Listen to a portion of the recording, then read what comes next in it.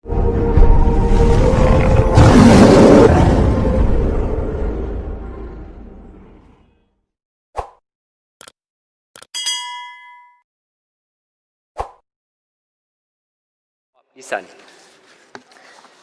Saya jemput Yang Berhormat Tuan Cik Alias bin Hamid, Yang Berhormat Kemaman untuk mengemukakan. Terima kasih Datuk Yang Ketua. Saran saya nombor 1. Sila Menteri Alam Sekitar dan Air menjawab. Bismillahirrahmanirrahim. Assalamualaikum warahmatullahi wabarakatuh dan selamat pagi. Pertama, terima kasih pada yang bertanya. Saya ingin mohon untuk mohon kebenaran bagi menjawab soalan ini bersekali dengan pertanyaan Yang Berhormat Jerai berhubung dengan isu yang sama yang dijadualkan pada 25 Ogos 2020.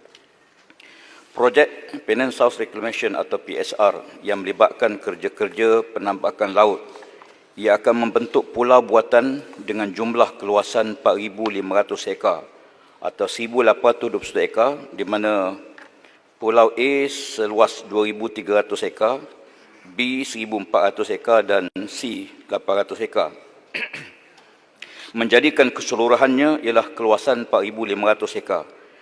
Untuk makluman Dewan Yang Mulia bahawa projek ini telah pun mendapat bantahan yang sangat kuat daripada pelbagai pihak pemegang taruh seperti para nelayan, masyarakat setempat, NGO dan pelbagai demonstrasi telah pun dibuat.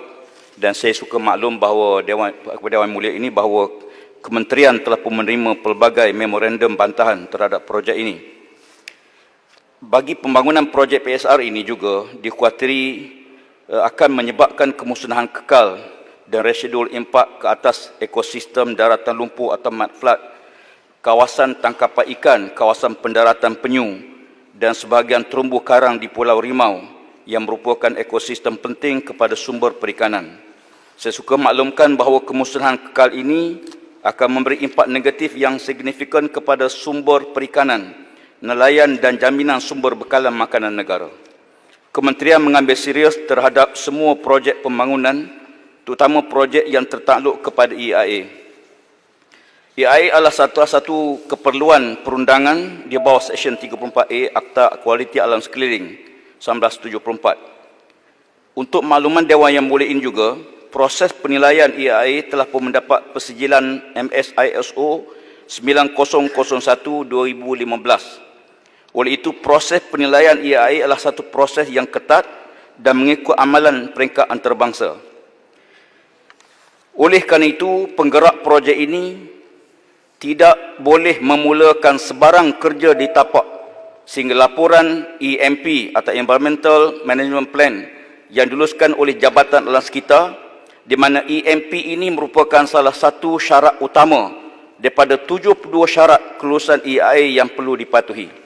Sekian, terima kasih. Sila Kemaman. Soalan tambahan pertama. Terima kasih Datuk Menteri di atas jawapan yang diberi. Yang sedia maklum, projek tambak laut yang berkait secara langsung dengan Pelan Induk Pengangkutan Pulau Pinang telah mendapat bantahan yang berterusan daripada pelbagai pihak. Antaranya, kebimbangan utama yang dibangkitkan adalah ia bakal memberi ancaman kepada hidupan laut dan dalam masa yang sama melibatkan alam sekitar. Soalan tambahan yang ingin saya ajukan kepada pihak kementerian, apakah projek tersebut akan dihentikan sementara bagi memastikan ia memenuhi 72 syarat yang ditetapkan dalam laporan penilaian kesan alam sekitar? Dan seterusnya, saya ingin tahu tentang perkembangan status rayuan lembaga rayuan yang mencabar kelulusan EIA oleh Jabatan Alam Sekitar sebelum ini. Mohon penjelasan. Terima kasih. Sila Menteri. Untuk maklumat yang berhormat, bahawa projek ini tidak dimulakan dan tidak boleh dimulakan lagi. Tidak ada, saya ingin tegaskan bahawa tidak ada proses penangguhan sebagaimana ditanya. Jadi sebab projek ini memang tidak dapat kelulusan dan tak boleh mulakan lagi.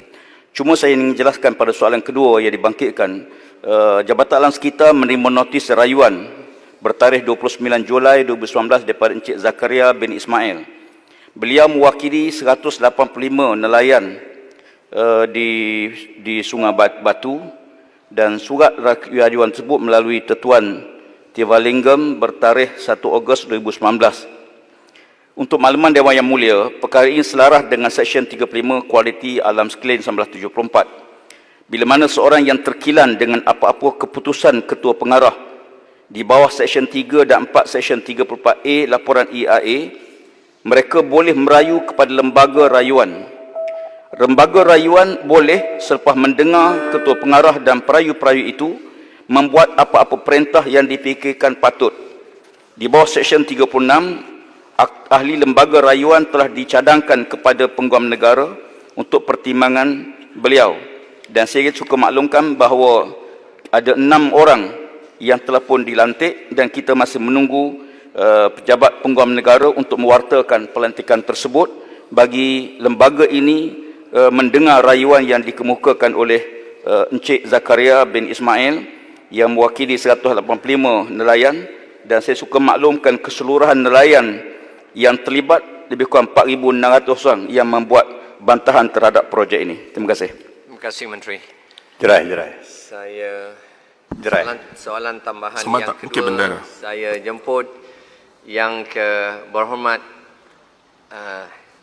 Bukit Bendera. Bukit Bendera. Ya. Sila. Terima kasih Timbalan Speaker. Dan tadi saya mendengar jawapan oleh Menteri.